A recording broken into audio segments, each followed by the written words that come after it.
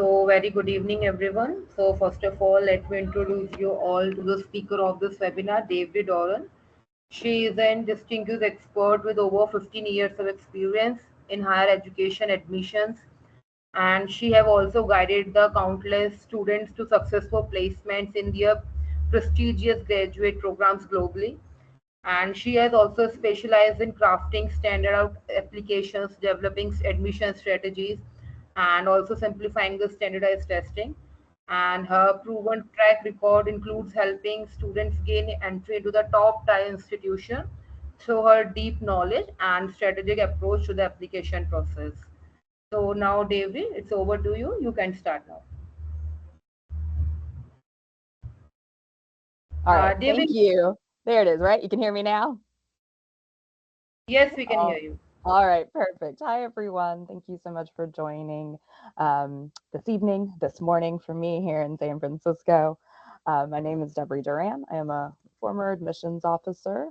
I went to Harvard undergrad, where I studied anthropology and Romance languages, and later went on to receive my MBA from the University of Texas at Austin, the McComb School of Business, on a full consortium fellowship, so a full merit-based fellowship. So I have experience also reading applications for the Berkeley Haas MBA program as well as their undergrad programs. And I have been working with students, helping them craft kind of their best fit essays and thinking about their best fit undergrad and graduate schools for over 15 years now.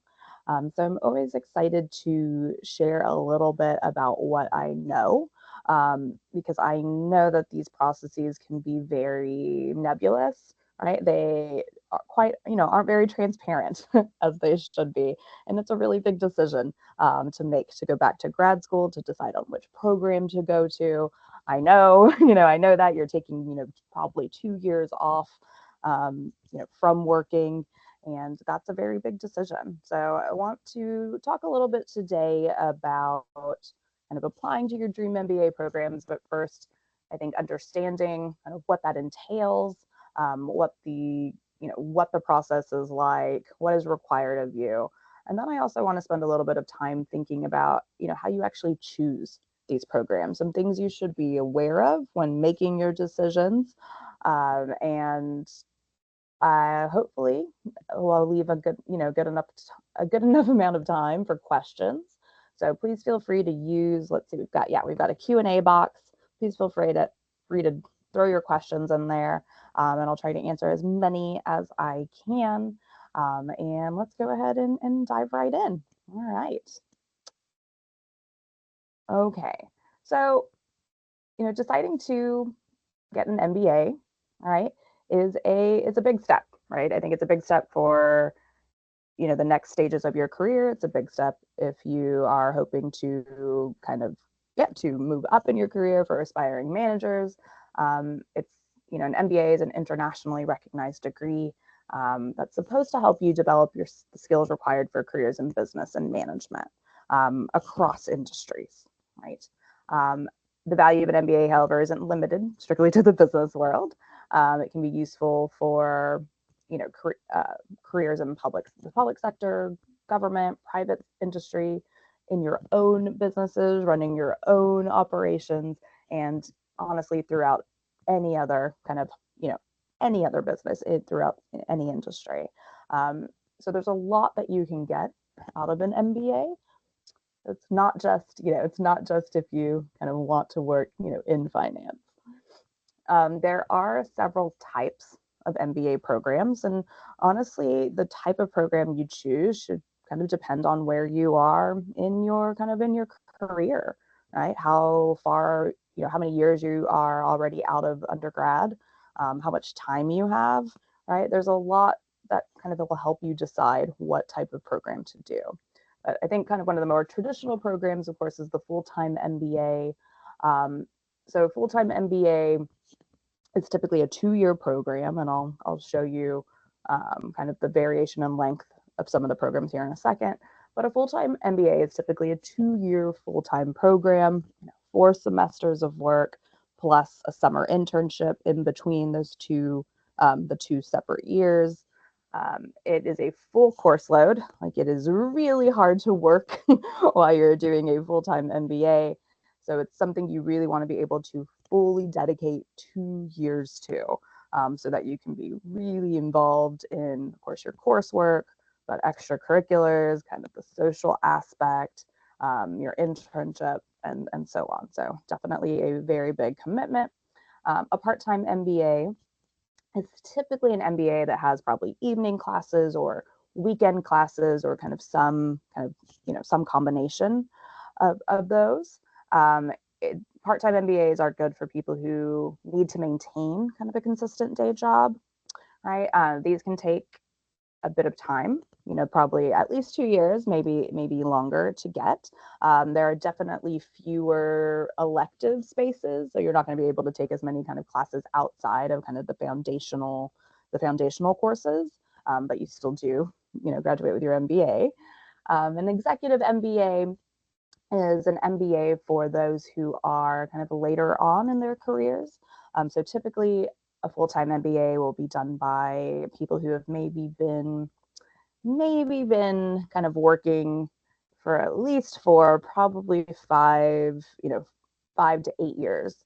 They're 5 to 8 years out of undergrad, and they've been working, for about 5 to 8 years. Whereas an executive MBA is probably for people who are at least 8 to 10 plus years into their career, right? And they are more experienced professionals, who are kind of looking to kind of level up in a specific area.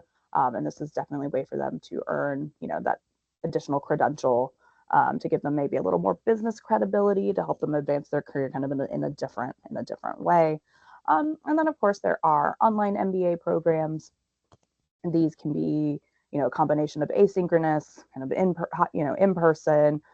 They can be hybrid. They can also vary, but it can be very helpful for those who need to make their own schedule while studying from home, or have a little bit more flexibility into when they can actually do their schooling. Additionally, there are, I don't have it here, but there are also joint programs that you can do. So depending on your interest, there are dual degree programs, joint programs you can do if you wanted to do your MBA and a master's in another area. So at the University of Texas, McComb School, at University of Texas, for example, I had a few classmates who were doing double degrees. So UT has one of the best schools of public affairs in the country. So I had classmates who were doing their master's in public affairs and getting their MBA. I had a classmate who was doing his JD, doing his law degree and his MBA. One of my good friends was doing her master's in geology and getting her MBA. And so these joint programs do exist depending on your interest and if you're in more of a kind of a niche field. So there are lots of interesting programs out there. There are also programs that are quite specialized as well. And we can talk about some of those here in a second. Right. Oh, sorry, I did not, but here you go. Full-time programs, part-time, executive, and online. All right, here we go. Okay, so I guess why go and get an international MBA degree, right? Why would you want to go and study abroad to do this instead of kind of staying in country? So I think there are quite a few reasons to study abroad at some point, kind of in your career or in your experience. And an MBA degree specifically can help you acquire both professional and life skills while studying with students from kind of diverse nationalities. It's definitely going to increase your global perspective, but honestly increase your network, which is, I think, such a huge part of going to business school, is meeting people from different backgrounds, but from different industries, right? Expanding your network so that you have people you can call on in the future, especially if you want to collaborate on certain ideas. Okay. You definitely get exposure to diverse business cultures from different countries. that can definitely give you an edge in international, kind of in the international work environment. You'll have a greater awareness of the global market. Definitely can be very helpful in making you more of a kind of a global professional. In addition to kind of building your immediate network with your classmates, you are also getting access to extensive alumni networks, and that is honestly everything, right? To be able to, call on someone who went to the institution that you went to, ask them for an informational interview, be able to chat with them about their industry, to be able to meet up with them at alumni events kind of around the world, all really helpful in expanding your network, finding opportunities. Um, so definitely something, definitely I think a big plus of attending university kind of outside of your home country. Um, you definitely get a holistic overview of the global business world, which hopefully will give you a better sense of, different products out there, kind of different, other changes that are happening, ways to kind of incorporate different fields. An MBA can definitely mean a quicker advancement in your career. It can be that credential that helps you stand out, can show employers that you are into self-improvement, you're taking that next step, you're leveling up. Definitely should have enhanced earning potential, better salary prospects. Again, gives you that kind of that edge in the hiring process. Definitely should boost international job prospects. Um, and depending on where you are studying, right, it should give you higher chances of moving to that place permanently, be that the US or the UK, Australia. Definitely having an education, having a degree from a different country can help you stay in that country, should you decide to do so. There's definitely a higher ROI for studying abroad for your MBA compared to staying kind of in country. And there can, getting an education abroad can definitely lead to other changes in your life, kind of a change in lifestyle, kind of for generations to come in your own family. All right. Well, let's keep going. Okay, so I talked about how programs can have kind of certain specializations. So when you're getting an MBA, you do really want to think about why, right? Why am I getting this MBA? Am I looking to level up in my skill set? Am I looking to kind of round out my experience, to fill in any kind of holes in my resume? Do I want to possibly shift careers and need to refocus? Am I looking to see what else is out there? Am I looking to build my network? Right. So there are a lot of reasons to go into it, but I think you really want to go into an MBA with purpose. Right. You really want to go into an MBA kind of with a plan in mind. I think it's great to be flexible and kind of see what opportunities come, but you want to find a program that is going to help you kind of reach your goals, and you want to be really thoughtful about what those goals are. I'll talk more about that a little bit later, but so you can go into programs where you're doing more of a general management program, right, where you're getting kind of a which would is going to involve finance, accounting, marketing, economics, some data analytics, and a few other areas. So it's definitely going to give you a strong foundation, and it's going to give you typically going to give you the flexibility to choose kind of your electives or choose your own kind of specialization or figure out what you enjoy. Whereas, certain programs are going to give you kind of a clearer pathway, clearer structure to follow if there's, something very specific that you want to focus in on. So let's see. So there could be international business specializations. So if you aim to work abroad, you want to align, if you aim to work abroad, this can be kind of a good all-around specialization. Strategic management, that can help you do long-term business planning. Finance, of course, where for our applicants who are very interested in the finance world, whether you are, your goal is to become a CFO, be a financial manager. It can be great for bankers, financial controllers, etc. Marketing, of course, entrepreneurship. So great if you have original business ideas, if you want to be able to start your own companies in the future, entrepreneurship can be great. Babson is one of the, I think, best programs kind of in the world. Babson is about 20 minutes outside of the city of Boston. It is a school that only focuses on kind of the business world in all aspects, and they have one of the best programs in entrepreneurship, for example. Of course, there's operations management as well. Excuse me. Operations management as well, which is ideal for managers in charge of optimizing production processes. IT management, consulting, which so many, a reason why so many go into their MBA programs is they want to transition into consulting, which can be a very well-paid specialization that really helps you develop your expertise in a variety of sectors. So lots of reasons to go into MBA programs. There are others and there are lots of really interesting programs out there too. You can specialize in organizational behavior. You can specialize in something very niche. You can combine your other interests with a joint program. These are just kind of a few of them that exist. Right. Okay.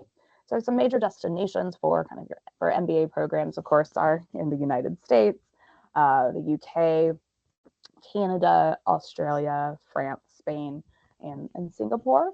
And again, just kind of depending on what your goals are and maybe where you want to end up ultimately, or where you would like to have the opportunity to work, I think kind of should help determine on where you are focusing in terms of where you're applying. There are other factors that might affect where you apply as well, such as, kind of your undergraduate grade point average, your work experience, cost of the program, and a few other things as well, which we'll cover. Okay. All right. So duration of MBA programs. So typically when you are doing an MBA program, if you are doing a full-time program, it's going to be 2 years almost always. So in the US, Canada, and Australia, that's pretty much the norm. While they, all of them do have some 1-year programs. Emory, for example, in Atlanta has a 1-year and a 2-year MBA program. When you're doing a more concentrated program, that's going to mean that you really are just kind of focusing more on those basics, finance, strategy, accounting, etc., and not really have space to take electives, to maybe specialize in something else. So that is something to keep in mind. But so typically most programs last for 2 full years, whereas a part-time or an executive might take a little bit longer if you aren't doing it full time. We will see though that in UK the programs are 12 months, right? So that is definitely a little bit different. A big part of your MBA program in the US is having kind of that summer, having that break in between your 2 years where you can go intern, you can go work for 3 months. That's where so many students will actually find the jobs that they're going to work in is through the internships that they do. So that is a pretty big piece. That's why it takes 2 years, because you want to have time to get work experience, and you also want to have time to, if that doesn't work out or you decide you want to do something else, you want to have that extra year to figure out, next steps where you actually want to work to, build out your network, start making other phone calls, start meeting other people if you want to move into a different field.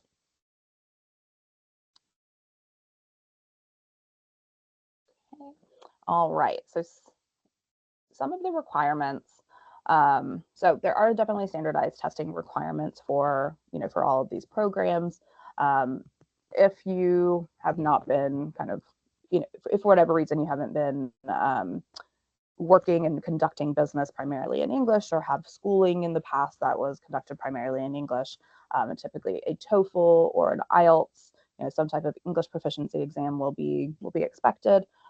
Minimum scores or expectations of scores will be on every college or university's websites. So that should all be kind of, pretty straightforward. But what you'll see is that regardless of where you are applying kind of in the world, that the typical the typical standardized test required is going to be, going to be the GMAT. The GMAT is an online test. Oh, sorry, is a digital test that you can take with kind of a verbal reading section and a math section. It is a progressive test, so it will become more challenging. It'll become more challenging depending on if you get certain questions right. It'll become easier when you get questions wrong. You can, but your score on the GMAT is a pretty significant part of the process pretty much everywhere.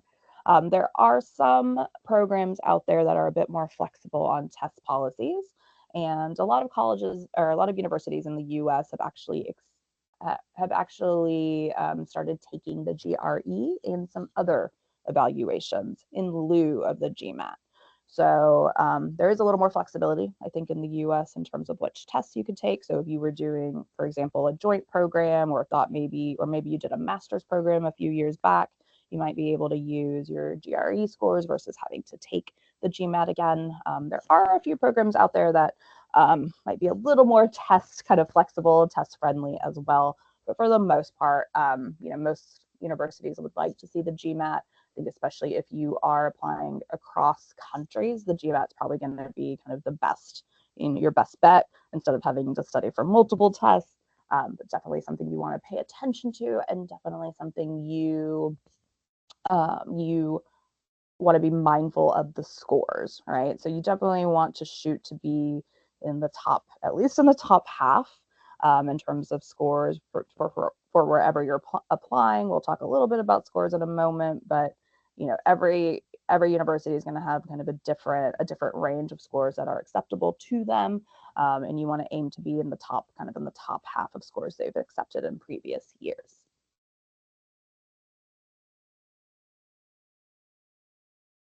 Okay. All right, a couple things to note about qualifications for whether or not you qualify to attend a business school. So very, very rarely, I will say that, it's pretty much a given that you have to have an undergraduate degree before you can get a graduate degree. Very, very rarely, like once every, 5 to 10 years, an MBA program might take somebody who didn't complete their undergrad education for some reason. But that's very, very rare. So typically, yes, you do need to have fully completed your bachelor's degree. There are some things to be aware of, is that 3-year degrees versus 4-year degrees are going to be viewed differently. So in the US, typically we expect you to have a 4-year degree. There are some universities that might accept a 3-year degree, but it's going to be primarily 4. In the UK, for the most part, they do accept 3-year bachelor's degrees. So obviously 4 will be fine. Canada also is going to expect kind of 4-year degrees. But in Australia and Singapore, they do accept 3-year bachelor's degrees. So that's definitely something you want to kind of pay attention to. Okay. All right. Fees. So fees are definitely going to be a bit more expensive. Are definitely going to be a bit expensive, right? It's something you want to consider when you're thinking about your overall return on investment. You are probably, if you're doing a full-time program, you are taking 2 years off essentially, right? You're going to work that internship in the middle for a few months, but pretty much you're not working, and you are paying this often kind of out of pocket, right? So definitely want to think about fees and overall total expenses. You'll see that in the US and the UK, it can be quite hefty in terms of fees per annum per year. So anywhere from $50,000 to $80,000 dollars per year. 35,000 to 93,000 pounds, depending on the program. Though in the UK, it is a 1-year program, so that could be, there could be a point for savings there. And then in Canada, about slightly less, a little bit less expensive than the US, as always. So maybe 40,000 to about 65,000 Canadian dollars. So it's definitely doing a full-time program definitely is a big leap, right? It's definitely a lot of time that you're investing and money as well. So it's not something you want to, go into lightly. It's definitely something you need to think about thoroughly and really think about how an MBA is going to help you get to the next level, whatever that might be for you. But you need to really know what that next level is, like what you're striving for. That way you can kind of hit the ground running when you get into your program and know exactly the things that you want to experience, to accomplish, to be a part of, to make the most of your time there.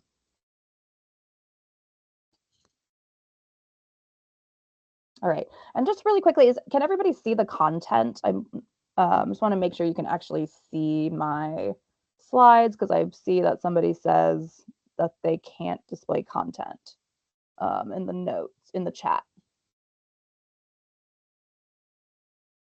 Just looking to see that y'all can see my slides. Yep, I got a little thumbs up. Okay, great. Thank you.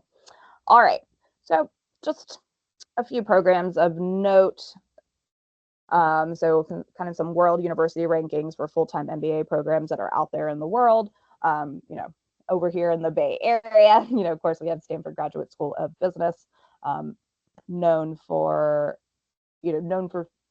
so many aspects, but especially being here in Silicon Valley, having access to lots of startups, entrepreneurs, really great, one of the top schools as a result of its location and great quality of teaching and resources.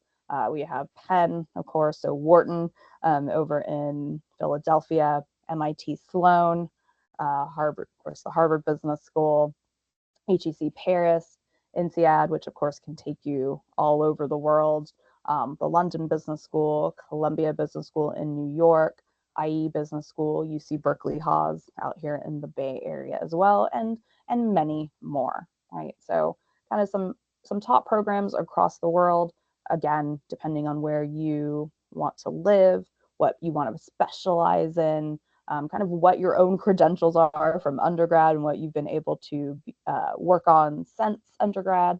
All of that's going to kind of determine where you fall kind of in terms of where you can apply. All right. Okay. All right. So here we go. So now I want to talk a little bit about the kind of the average class profile for kind of an MBA program.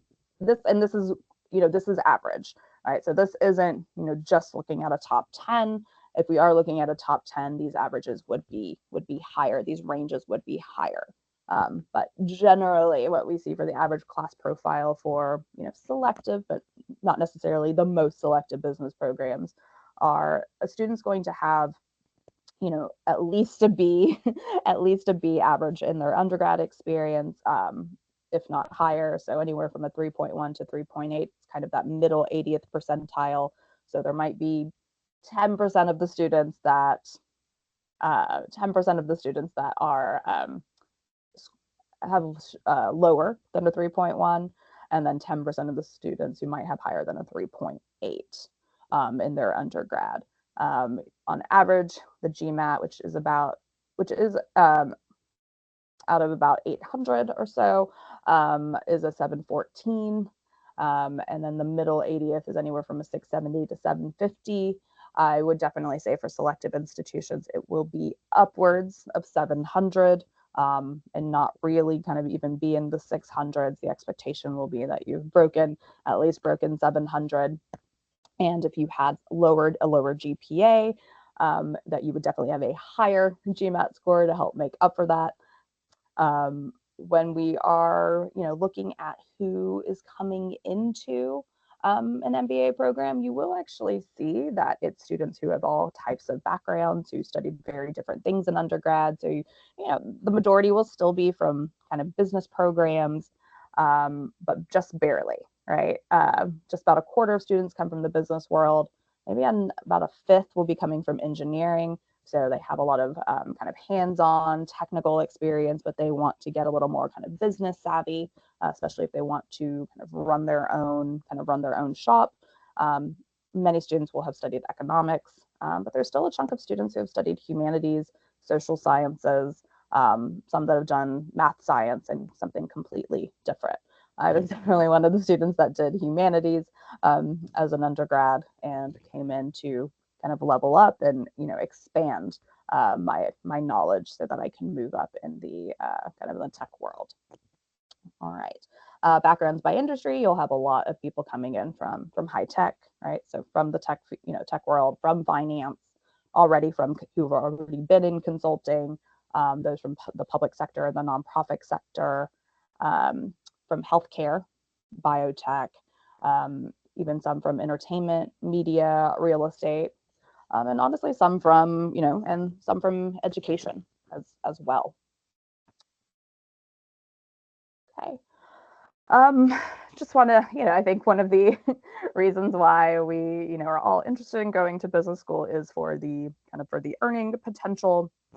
You'll see at some of these top kind of institutions here in the US that the average, the highest average MBA salary can really range, but a year out, a couple years out of their programs, depending on what field they go into, these can be some of the salaries that they are taking home. So kind of just definitely something to look into when you're looking at programs for yourself is what percentage of students are employed before they graduate, are employed within a few months of graduation. As an international student, what percentage of international students get to stay and work in the country where they are getting their MBA. You you want to look at average salary. You want to look at the career services that are offered at a university. That is especially important as you are trying to build your networks, but to find internship opportunities. So your Office of Career Services is incredibly important for your MBA program, as they are going to help you, put together your resume. They're going to help you interview prep. They are going to help you to level up in any ways that you need to. So there will be, if you want to go into consulting, like case study preparation, right? Case study groups on how to, and how to do really well in a case study interview. They are going to have access to certain career fairs to bring, they'll have very extensive alumni networks and, partnerships and people they can call on at, certain companies. So you want to make sure you have a very kind of active, a very active and helpful Office of Career Services, because that is going to be a big part of getting your internship and ultimately getting your first job out of school. Okay, and then just to give you another chart to look at, just kind of some average MBA salaries by industry, and this is not just looking at the most selective institutions, but on average kind of MBAs. So you'll see that consulting tends to be one of the most lucrative industries for students, as is finance and tech. But generally, having an MBA kind of across the board will put you at the higher end of salary, depending on what industry you go into. And then here's a chart just to show you how kind of that percentage of students who are being employed 3 months after graduation. So looks like most programs have at least around a 90% placement within 3 months of graduation. So really important. Again, you want to be looking for programs that are going to be there to support you, especially as international students. What can they do to help you get a good job out of your program?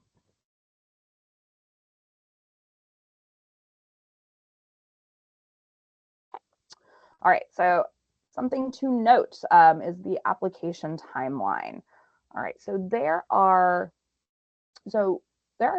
typically, when we are applying in the US, there are three rounds of applications. So I don't know if you applied to the US as an undergrad, where we typically have 2 rounds, an early round and a regular round. With an MBA program, there are 3 rounds. So typically, a round one would be kind of your fall deadline, so maybe September, October.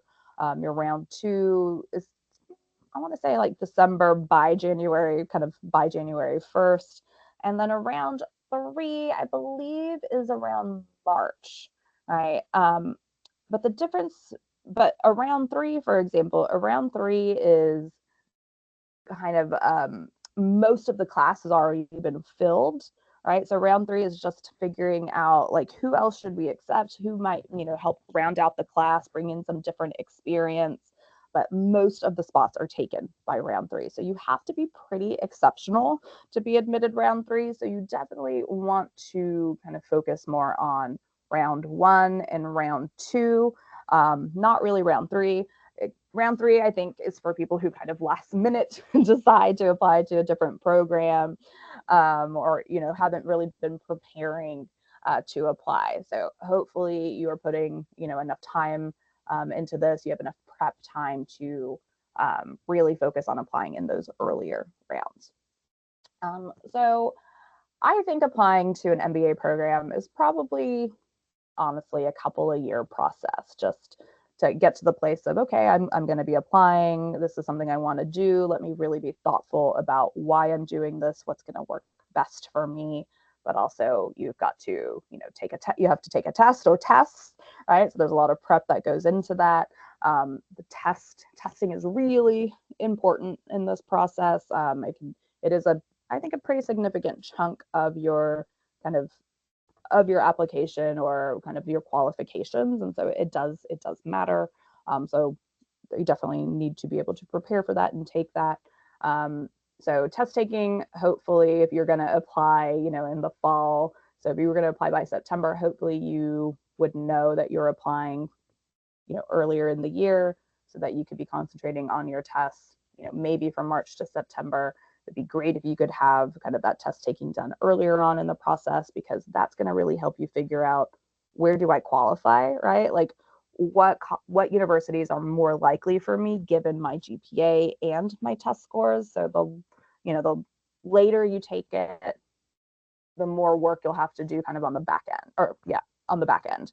So if you know what your test scores are, let's say in March, then you can really shortlist your universities, concentrate on the universities you want to apply to, know where you have a good chance, versus saying what if I get a higher score, and if it's all the way till September when you finally have the score you want, then that means you're going to have to kind of really rush through your application. So the more planning you can put into this, the better. So hopefully you do some test taking, shortlist your universities. We'll talk about how you should think about where you apply in a moment. Really be on top of your deadlines in terms of when you're applying, and that means your whole application, right, including your letters of recommendation. So making sure that you ask for your letters of recommendation early on in the process and give your recommenders enough time to get those in. There will also likely be an interview in this process once you have submitted. Typically it could either be a current student, it could be an alum of the university, it could also be an admissions officer. I was able to do kind of all three in my process as I applied to several MBA programs.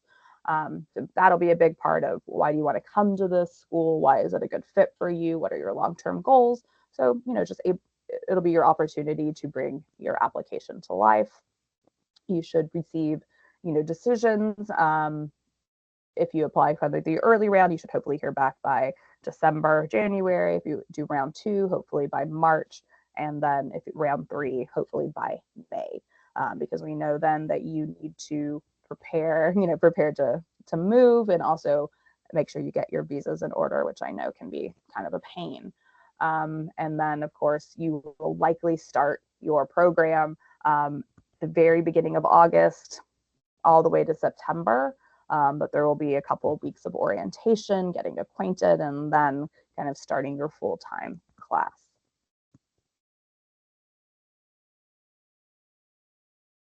All right. Oh, yeah, here we go. Just to see the timeline. So round one for this year, October 2024 is the deadline. Round two, January 25. Round three, March 25. All right. So who should be applying round one? So it's for candidates who are ready to submit your application.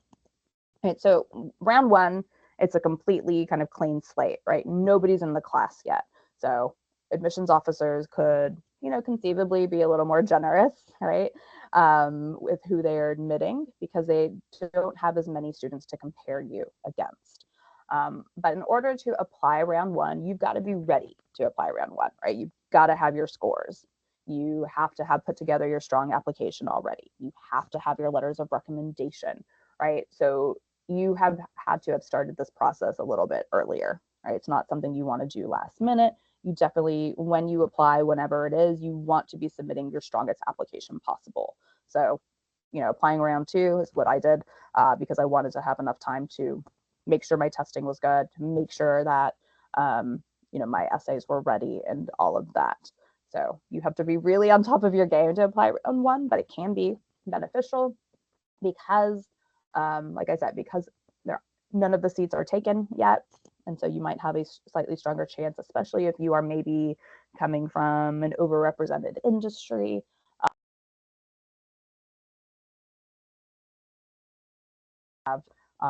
Already have a lot of people from your industry or have a lot of people who already have your goals in mind. So it gives you an opportunity to kind of come in fresh if you're applying round one. Okay. And then this is so for this here, so this is going to be kind of this is a rough estimate, right? Every university is going to have kind of their own different weighting system, I would say. This is just kind of an estimate of what maybe a typical MBA program is considering when looking at your application. And I agree, I agree with some of them, but it really does kind of vary. But coming into an MBA program, they are considering many factors, right? They are going to be considering your GMAT score and possibly your GMAT, your quant percentile, right? So especially your math obviously is going to be very important coming into an MBA program. And so they do want to make sure you have the skills, right? You have the skills to get through some of those initial courses, right? Finance, definitely some math involved there, accounting, and stats and so on, right? So they definitely want to make sure you can handle the math because it is such a foundational part of the first semester, especially. So they'll be looking at your GMAT total score, but also specifically your GMAT quant percentile, your undergraduate GPA as well. So definitely kind of an emphasis on academics and academic capability. They are also, of course, going to pay attention to your essay questions. Right, we'll talk about those here in just a moment, but why you're getting an MBA, what you want to do with it, kind of why this specific program, why that university is going to help you meet those goals. The admissions interview, as I mentioned, that is a great way to bring your application to life, to highlight kind of your strengths, to explain maybe, especially if you're a non-traditional applicant, explain why this is the right fit for you. Can definitely be a very beneficial part of the process. For me, honestly, I had my interview for UT Austin was with one of the admissions officers, and when she was like doing a tour in San Francisco, came to visit, and so I got to meet with her, and I honestly think that is what helped me kind of secure one of my fellowships. Was that being able to talk to her versus having an interview with a current student. So it was, for me as a non-traditional applicant coming from kind of the world of education, and at that time had some experience in tech, it was great for me to talk to somebody else in education. So I definitely felt like I had a really good fit being able to chat with her and kind of speaking her language. So the interview can be really important, connecting with them, making sure you have done your research on why you want to be there, all of that. Your recommendation letters are important. you want to be, we'll talk about who to ask here in a second. Possibly your employer's brand could have some weight in this process, not necessarily, right? But if you're, coming from kind of a top company, or it is a company that that university has relationships with, and they, kind of know the quality of person that typically works there, that could kind of play in your favor. But it's not just because you don't work at a name brand place does not mean that you are not going to be a strong candidate. And your undergraduate college where you went could have some, can also have some pool. But again, I don't think that's as big of a deal as 6%. And then extracurriculars, I think, probably are a little bit more important than 6%. You really are expected to be doing things kind of beyond work as well. I think, you want to be involved at work. You want to be involved, beyond just your, your actual job. Hopefully you're doing, working on some committees within work as well. But hopefully you also have other things that you care about, maybe some community involvement, some volunteering. Maybe you do something socially. Maybe you have some hobbies you want to point to. But they do still they still do expect some form of extracurricular when they're looking at applications from their graduate students.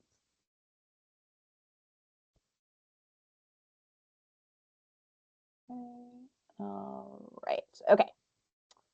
Let's see. All right. So application components. All right. So when you're submitting your application, you will be submitting, of course, a resume. They often ask for, I want to say, like 1-2 pages max. Your resume shouldn't be, everything you've ever done, and just a kind of just you repeating what all of your tasks are at work, like everything you're responsible for. They're not interested so much in that as much as they are interested in what you've been able to achieve, what you've been able to improve. So on your resumes, they are really looking for kind of metrics, right? Like, I improved this process, I saved us, X amount of time, I saved us X amount of dollars, I earned X amount of dollars. So whenever you can quantify anything, they definitely love to see that on the resume. So it should be easy to read, and definitely should not be more than 2 pages. All right, your essays, we'll talk about in just a second, but kind of why you want to get an MBA is really important. Admissions officers want to admit you to these programs because it's going to help you, reach your goals. I don't think an MBA is often right for somebody who's like, oh, I'll just figure it out when I get there, kind of thing. But it's not like the undergraduate experience here in the US where you have time to kind of figure out what you want to study, to explore. It is honestly pretty intense. It's a pretty intense 2 years. And so you want to come in with at least a clear idea of what you want to do. It's great, obviously great if you change your mind and want to do something else and can pivot, but you really need to come in saying, like, I hope to really focus on this. I've, been doing informational interviewing. I've, even maybe taken some extra classes online to kind of, learn a bit more about the field. And this is what I want to go into, for these reasons. So you want to have a clear idea of what you want to do and how you're going to utilize, the opportunities at that school, because admissions officers want to see that you've thought about it, because it is 2 years of your life and quite a bit of money. And so they want to make sure that you're going to complete the program, and that you're going to be employed after the program, and that it's going to be an overall a good experience for you. LORs, or letters of recommendation, will come into play. Typically, you're asked to submit 2. I'll talk about those in a moment. Your transcripts. So from any programs you've ever done, so from your undergraduate program, they would want to see your transcript. And if you happen to have perhaps a master's degree, another graduate degree somewhere, they would also want to see the transcripts for that. Of course, your test scores, your official test scores coming from either from the GMAT, from TOEFL, whichever scores you are sending in. And then financial documents, that is more for, that's going to be more on the financial aid side and getting your visas, just making sure that you can support yourself while you're in the US so that they can get your visas approved. Okay. All right. So qualities that need to be demonstrated in the application. So, admissions officers are, looking to build a community, right? They want to build a community, and they want to make sure that they are building, hopefully able to build a community that will bring diverse perspectives to the classroom environment, right? Since so much of learning often comes from learning from our classmates and learning from our classmates' experiences. We want to we want to make sure that make sure that you're a good fit. So some things I'll look for is definitely like an attitude of continuous learning. So I think like intellectual vitality, intellectual curiosity. They're going to want to make sure that you have interpersonal skills, right? That you can work in a team. It's great if you are an independent contributor. Hopefully somewhere though you will, even if it's in a letter of recommendation, there'll be some indication that you work well on a team. Definitely want to demonstrate an interest and fit in why this school, why not others, why this MBA, why now, right? That all has to be addressed in your application. They do deeply care about ethics and integrity, leadership experience. It can be in work. It can also be outside of work. They are definitely looking for leadership potential, right? If you plan on being a manager someday, right? How do you take initiative? How do you lead others? They're going to be paying attention to that. They definitely have an appreciation for diversity, multicultural experience. A lot of schools have a pretty significant, up to a quarter or more of their students will be international. So that's something they take into consideration again, but also diversity of experience, diversity of industry. They want to make sure you're constantly learning from one another. And they also care about, people who want to use their skills to better something. It could be to better a process, to better their communities, to better the world. But hopefully it's not just the end game isn't just money, but also to improve something. And they're also looking for evidence that you can be adaptable, you can be flexible, that you can handle when something doesn't go right, and that you can learn from it, recover, and make sure that you do better in the future. So they are looking for quite a bit when they're looking through your whole application.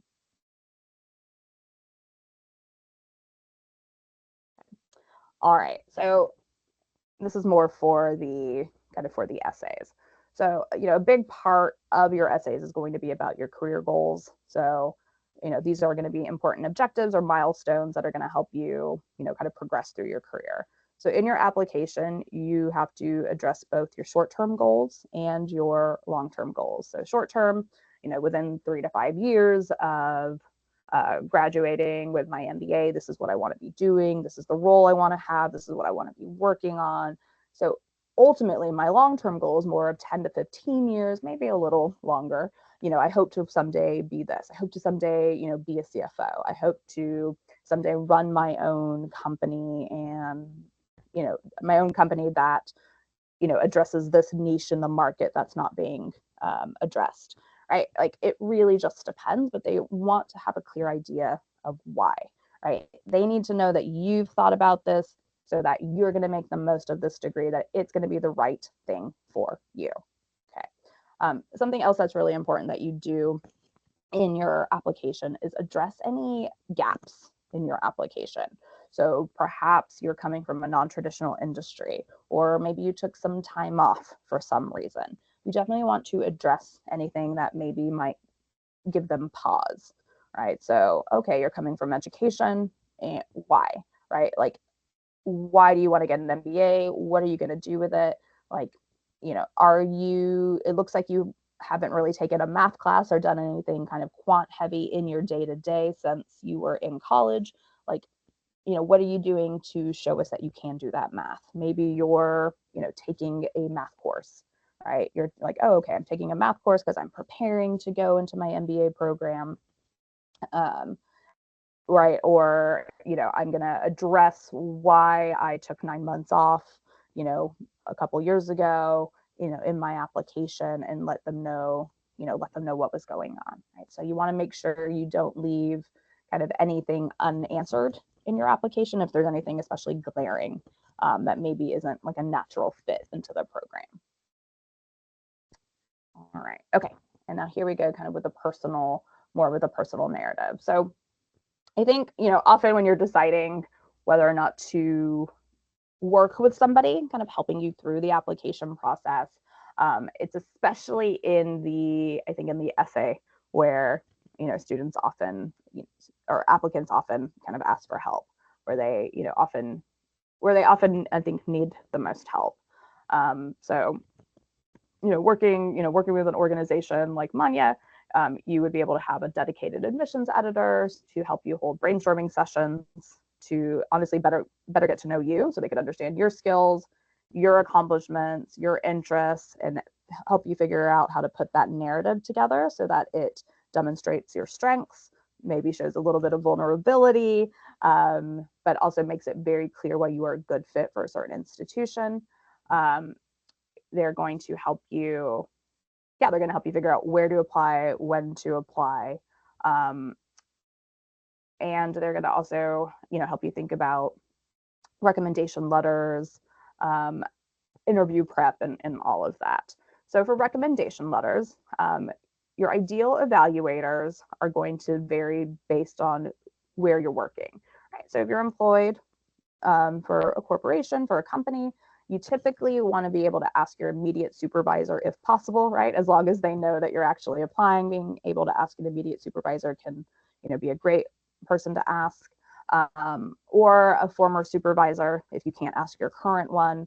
Possibly a client that you work closely with is also a great evaluator, or a senior colleague, somebody you work close with who maybe has a bit more responsibility than you do. So all good people to ask. Admissions offices definitely understand that you can't always let your bosses know that you are thinking about doing this. So you just want to be able to, ask maybe a former boss or another colleague, somebody you can trust, if you can't ask your immediate evaluator. If you're self-employed, right? If you're self-employed, you you can't ask yourself to write a letter of recommendation. So you would definitely want to ask a client, right? A client to kind of write what it's like to work with you. Possibly maybe a colleague if you do maybe partnerships with anybody, or you do maybe have a small staff. A vendor, possibly a mentor, could also be somebody that you could ask. If you work for a family business, you probably don't want to ask your parents to write for you if they are technically your bosses. I think asking a client, a vendor, a mentor, possibly a colleague if they aren't a family member, to write for you would be ideal. But they want both kind of they definitely do want they definitely want professional recommendation letters. If you are pretty close to college and you still maintain a pretty good relationship with your professors, it is possible to send in a letter of recommendation from a professor, but you want it to be recent, and they want to see how you have been, how you've been in the work environment, right? So, because how we work and how we succeed in a work environment can be very different than what we are as students, especially as undergrad students. So they're looking for kind of current letters of recommendation, or more current letters of recommendation. Okay. And then just quickly, like when it comes to just to finances, right? I think when you're choosing your universities, you definitely have to be very aware of finance. These programs can be really expensive, especially in the US, of course. So I think it's a good idea when you're applying to think about, okay, what is the overall cost? So not just tuition, but also, what's it going to be like to live there, to to rent a place, to, of course, eat, to have books, to buy a new laptop. But there are other things I often students aren't actually thinking about when they're applying. And that's kind of the additional social expenses of applying. So depending on where you're going, there will be very different expectations on how active you are kind of outside of the classroom. So one of my best friends went to HBS, to Harvard Business School, and he and other friends that have gone there have also said this, that you are expected. It's kind of an unspoken rule that you are going to be very active socially. There's a lot of FOMO. There's a lot of like fear of missing out when it comes to the kind of this business school experience, but students go out quite a bit at night to network, basically to start building their relationships. And so, they're going out for drinks, for dinner. They're taking sometimes long weekend trips and maybe hopping over to Europe in some cases, like, that's kind of an extreme example, but that definitely happens, especially if you're on like the East Coast, if you're at Wharton, if you're at HBS. It was less so when I lived in Austin. That wasn't like a big thing. People weren't taking like sudden trips, but they definitely were also going out. So there's like kind of a time, there's definitely like the time that you want to account for, but also the additional expense of kind of being expected to go out, right? So don't forget to add in kind of some more into your budget and think about that, right? Okay, there are these additional expenses. Very few grad programs offer need-based financial aid or really offer financial aid. They, many will have scholarships, right? Some merit-based scholarships based on based off your strengths, possibly academic. So you definitely want to look into that if money is going to kind of be a factor, and you want to make sure you're applying to programs that you are going to be able to afford.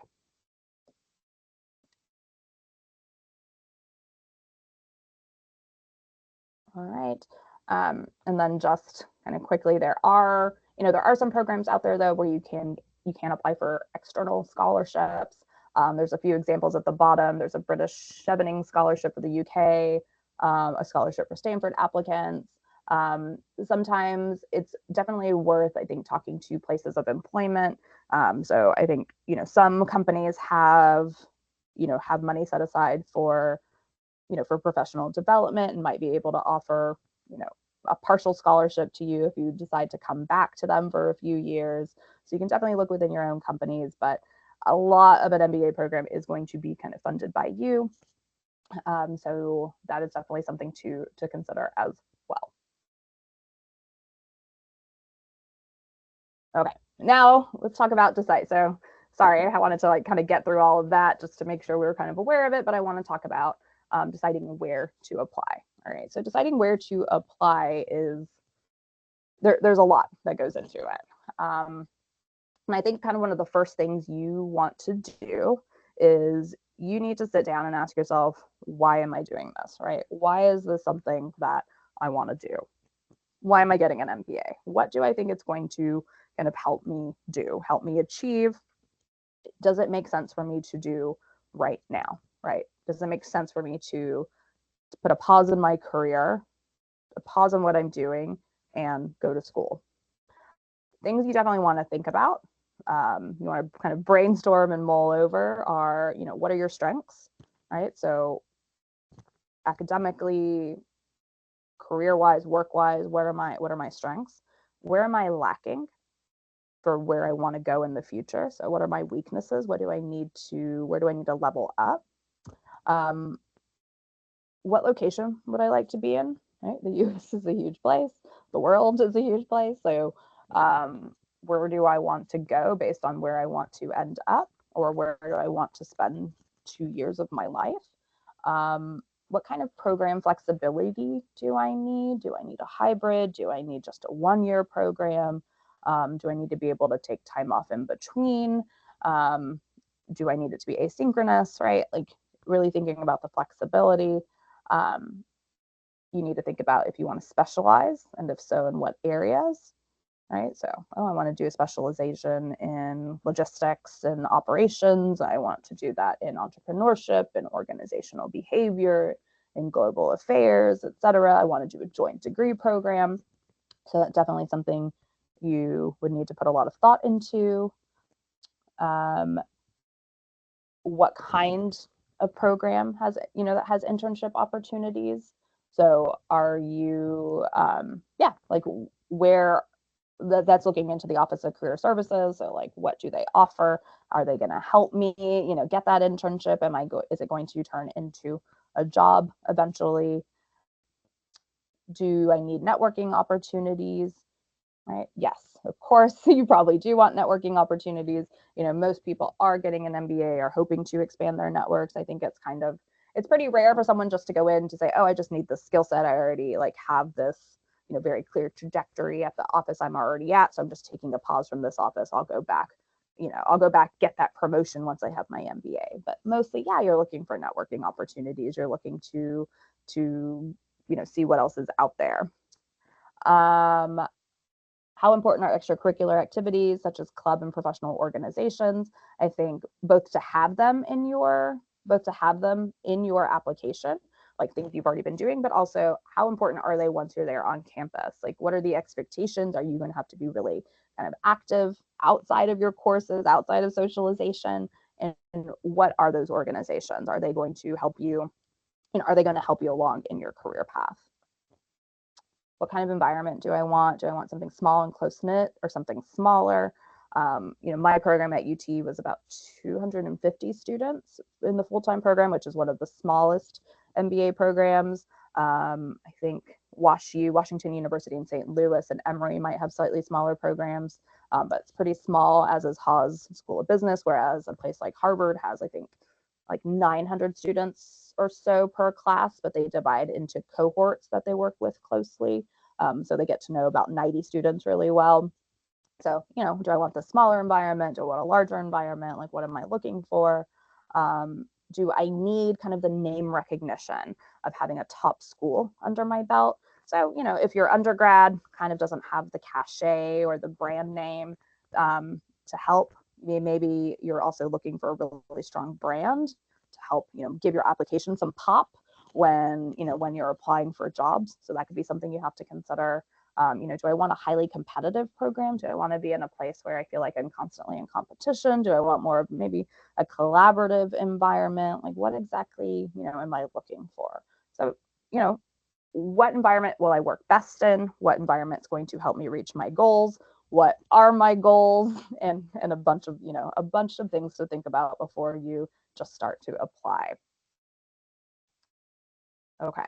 So, factors to consider when actually choosing your program, of course, are going to be, I think, the length of the program and the format. So, is it 2 years? Is it a full time? Is it a part time? Can I work? Can I not work?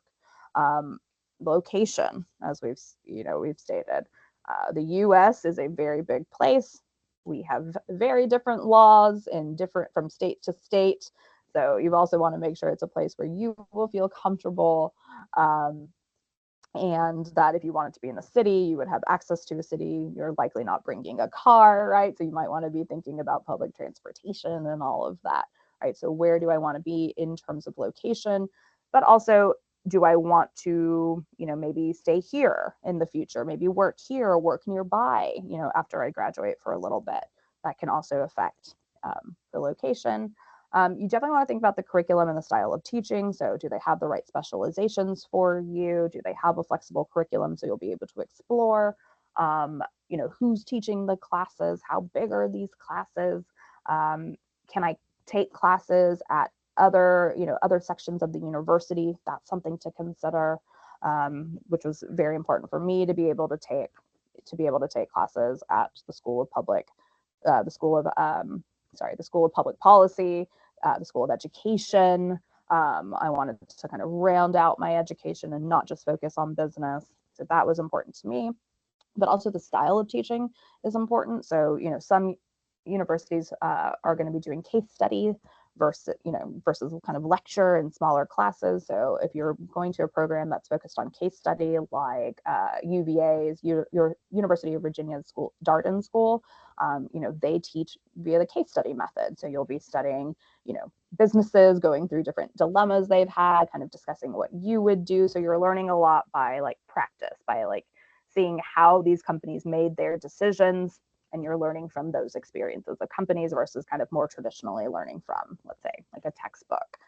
So very different styles of learning, definitely something to pay attention to, and kind of weigh the pros and cons of a case study focus versus a non-case study focus. Cost and financial aid, of course, very important. Networking and professional development opportunities, both with how responsive is the alumni network, how helpful is the Office of Career Services, what is the learning environment, like?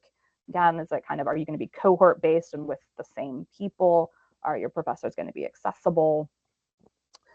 Faculty, so who's actually teaching you? What do they specialize in? Where is their experience? For me, I will be honest, I was disappointed in that there were very few like women on faculty.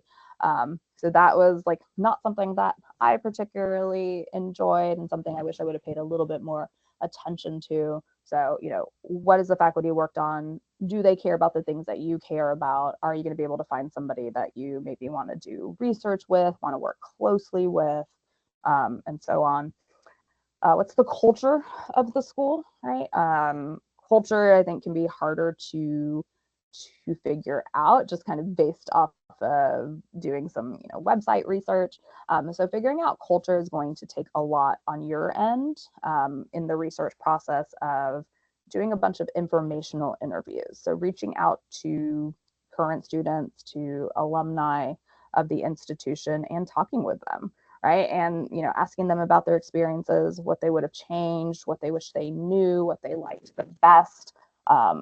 If they had help, how much help they had in finding their jobs out of college, if they've ever kind of come back and used the Office of Career Services again, after they left their first job post MBA, are they still helpful?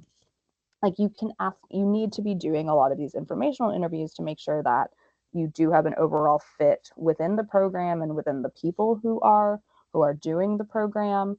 I think it's also important to look at kind of like the demographic breakdown of who's in the class. So the overall size of the class, how many cohorts they break up into, but also who's in the class. So like, what is the gender breakdown? What is the breakdown of like international versus non-international by different industry, right? So you want to make sure that you feel like it's going to be a place where you belong, where you feel like you can learn from others. Um, of course, specifically, how is each program you apply to going to help you achieve your goals, which you have really got to formulate before you start applying. And what resources do they offer? Any additional resource in addition to Office of Career Services? Do they have certain partnerships? Do they like guarantee, do they guarantee at least one student will be placed with a certain bank every year? That kind of thing, right? So you want to know, like, if I want to do independent research, is that possible? If I, do you do any, week-long courses, that go abroad? Just kind of depending on what it is that you want and need for your experience. All right. You also, as I said, you need to be introspective, but you also need to kind of look internally and know your own credentials when you are applying or trying to build your list of schools. So of course you need to know your own academic record and understand where your strengths and weaknesses lie. So especially if you didn't come from a very quant heavy background, you might say, okay, I think I need to, show them that I'm serious, and I'm going to take an additional math class to show them that I can do the work, but that also I want to be in this program and I understand that it's going to be math heavy. But you also want to be aware of of course, your test scores and your GPA, and make sure that you are choosing, universities where you have a chance of being admitted. If your scores are too low and your GPA is too low, and you're outside of that middle 80th percentile and you're in that bottom 10%, the chances of being admitted are much, much lower. So you want to make sure you know your numbers so you can have a sense of like what tier of school you can be applying to. Obviously, you want to have really thought about your work experience. You want to think about and brainstorm all the accomplishments you've had, any initiatives you've taken. You want to think about those metrics, those numbers that you can point to show how you've improved processes, etc. You want to think about kind of, your own diverse perspective. So what experiences do you have? What background do you have that will add value to the community there, that will add value to classroom conversations? And to think about your own kind of leadership potential. Where have you taken initiative? Where have you led? Whether it's in work or outside of work, like what can you point to show them that you can be a leader and that they can bet on you in this process. All right. So, after you have your credentials, right? You have your testing. it's a good idea to start assembling your list of business schools. But in order to do that, I wouldn't just, Google top 10 business schools and, pick those 10. I really want you to think about what factors are important to you. Like, what are your must-haves in this process? Oh, I, definitely need to have, a school that's going to offer some financial aid. Okay, so that I'm definitely going to look for that. I definitely want a school that that will, sends a good number, a certain percentage of students into consulting every year and has like, has a good case consulting case study training. Okay, so that's something that I want. And, I would like to be in an accessible city because I'm not going to have a car. And I want to be able to get around and enjoy being in that city and be able to go to functions and get to school easily. So, these are the things that are important to me. So I need to make sure that when I'm looking at my university picks that I am choosing schools that meet those needs, right? That I'm not just saying, oh, like, how can I fit into what Harvard's looking for? But I'm thinking about how can the school meet what I need, what my needs are, so that I can achieve my goals. So don't try to force yourself into a college. Like, try to find the colleges that actually meet your parameters and meet your needs.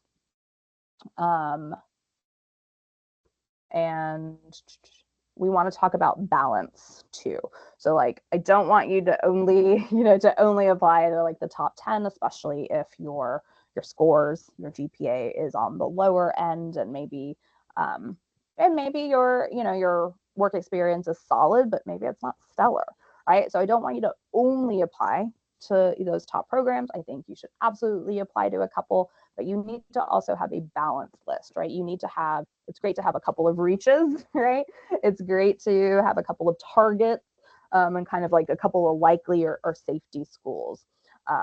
So, many prospective students are going to apply to 5 or 6 programs, possibly more. But remember, they take a bit of work, right? There's cost in the application. There's filling out school specific essays. So like, why you want to go to that specific program. So they have to be very specific to each university. So you can't just kind of reuse them, right? It takes a lot of research, a lot of informational interviewing. So you probably want to keep it on the 5 or 6, under 10 for sure. But you want to keep it balanced, right? I would say you want to have probably 2 to 3 schools in each category, kind of your reach, your target, your safety. So your reach schools would be that, your academics are within range, but, maybe they're on the lower side. But you still want to go for a couple of them. You want to, go for your Stanford, go for your Wharton, great. Your target schools, maybe you're kind of like right in between when it comes to numbers. So maybe you're right kind of in the middle in terms of GPA, in terms of test scores. And so you probably have more of a 50-50 kind of chance of being admitted. Whereas your safety schools, like maybe your GPA and your GMAT is like, in that top kind of quarter of the class. So you have, a bit more of a chance of being admitted. So this, figuring out where you stand, that'll take a lot of time, figuring out kind of that research piece there. But don't only apply to the, top institutions if you definitely want to go to business school, if, your scores are a little bit lower, you do need to have a little balance. But it also kind of depends on your needs. If you're saying, well, I'm only going to business school, or I'm mostly going to business school because I need a brand name to be attached. And so for me, it's not worth the time unless there's a brand name. Totally get it, right? So your what you need might be a little bit different, but if you're just, if you're kind of set on going to business school, like you have a very clear idea of why you need to go, of how you need to upskill, then you want to make sure the list is a little bit more balanced. Or maybe you want to give yourself a couple of years. Maybe you apply, in 1 year, and then, kind of strengthen your application the next with better scores, with more work experience, and try it again. But it can definitely be a process that it's a little bit longer. Maybe you don't just apply once, maybe you apply a couple of times to get to where you want to go. All right, and then just one more slide before we just kind of can do a couple of Q&A if anybody has any questions. Ways to ensure fit. Ways to ensure fit of program is really requires a lot on your end. It's also especially, I think, where a consultant can come in handy. you have got to talk to current students and alumni. You absolutely have to. Definitely before you make your decision, but I think to even feel like you are a good fit for, that institution, having informational interviews, talking to students, reaching out to students who you can definitely reach out to current students who are there, especially if you reach out to students who are doing extra, like, or leading the extracurriculars you're interested in. You get on LinkedIn, you message them, you say, hey, I'm thinking of applying. I see that you're leading the Women in Business organization. Like, could you spare 15 minutes just to kind of, talk about what it's like to go to Wharton, da da da da da, right? Like, that is a great way to start to chat. And then, based on what you say, they're likely going to say, oh, you know what, why don't I connect you with my classmate? He actually does something kind of, or he did something kind of similar to you, like you should talk to him next. And so usually that kind of, you talk to one person, they recommend somebody else, you can ask more questions, they'll give you helpful resources to go to, like, but that is really, I think, the best way after you've attended information sessions, attended information sessions, maybe you watch some of the, YouTube videos on their like admissions channel, things like that, can be the best way to really get to know a place and make sure that you are the right fit for them and that the culture is a good fit for you, that you're going to like your classmates. That's also a really big piece. Don't choose programs that don't meet your basic requirements. So if you know you need something, like your goal in going to business school is to, have a strong marketing program, you probably don't want to go to the school that doesn't have a strong marketing program. So make sure you're choosing programs that make sense for you and aren't just kind of awestruck by the name or whatever US News says are the top schools for that year.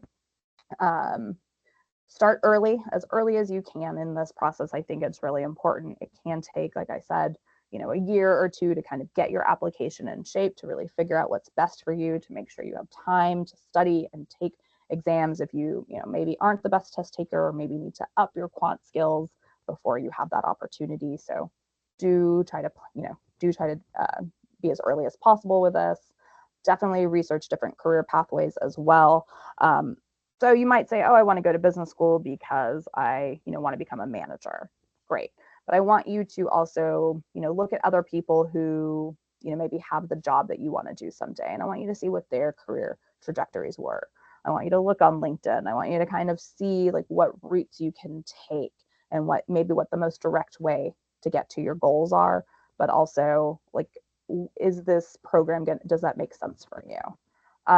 Definitely lots of informational interviewing. And then there are some helpful websites out there that are pretty respected and trusted. If you're not familiar with Poets and Quants, that is a very respected kind of business school website that will give you helpful tips on, what students wish they would have done in the process, on, what the top programs for this are in this year. They'll highlight certain students to show you what they've been working on, kind of what their backgrounds were, like what made them a really strong contender in the business school application. But I think that can be really great too if you're just trying to figure out, where do I even apply? Where do I start? That's a good place to go. All right. And so I just wanted to say thank you all for attending. I'm going to dig through and see if there are any questions I can answer, and then we will wrap for today. So we'll do some Q&A. All right, let me see what we've got.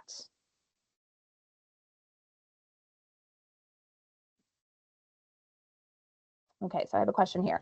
So few universities ask for a precise targeted job role and a company in short-term goals. Should we write it precisely or present a general perspective? So if you have, the clearer you can be, I honestly think the better. So if you know what you want to do and you know what your goals are, then say what they are, right? I think it's better to say, oh, I want to be an account manager at a mid-size, company.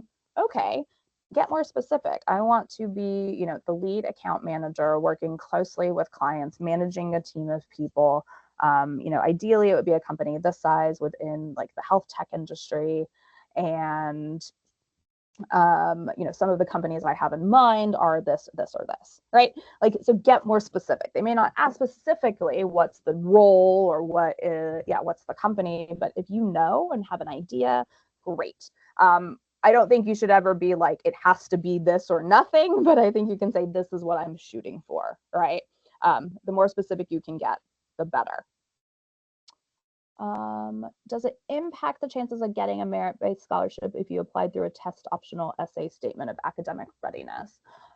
It might. If you, sometimes they are using your GMAT scores, possibly other scores you're submitting for scholarships. So you want to, that's research you need to do, right? So if you're like, okay, does the school offer merit-based scholarships? Great. What are the qualifications? Just make sure that they don't require testing to be considered for them.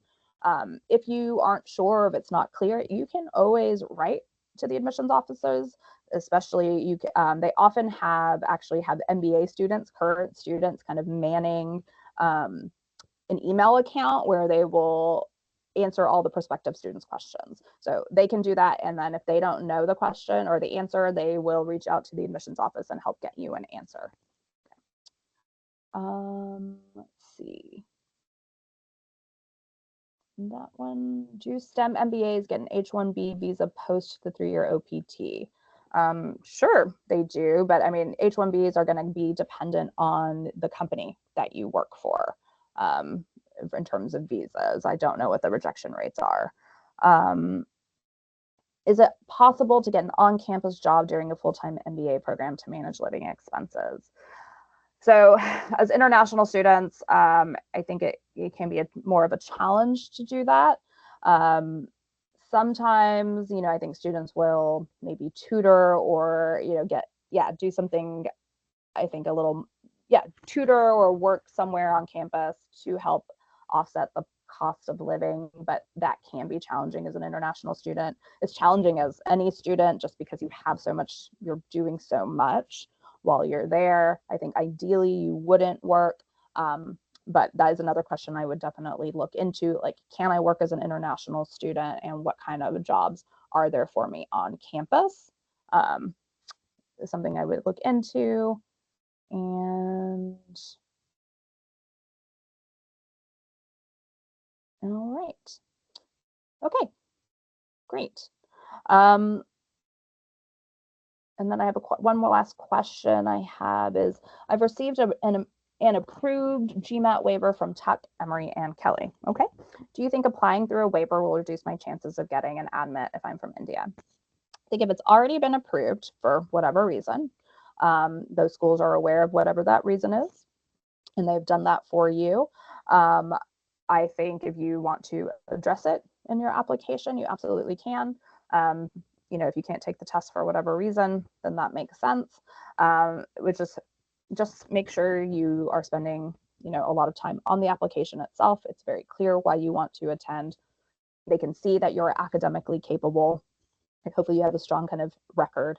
If there are any weaknesses in your application, like you need a little more quant, I would probably take a class and then submit the grade so they could see what you are capable of. But if it's something that they're offering, then I think that you're probably fine.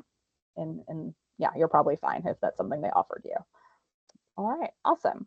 Well, yeah, thank you so much for joining us today. I know that in the chat we have opportunity to chat with Manya. I think especially if you want to work with an advisor who can help you really think through your specific case, like your reasoning, help you form your narrative, find the best fit programs, help you interview prep and kind of do all of that. Please feel free to reach out to them. They have their information in the chat. And again, want to just say thank you for joining today on your Saturday evening, my Saturday morning.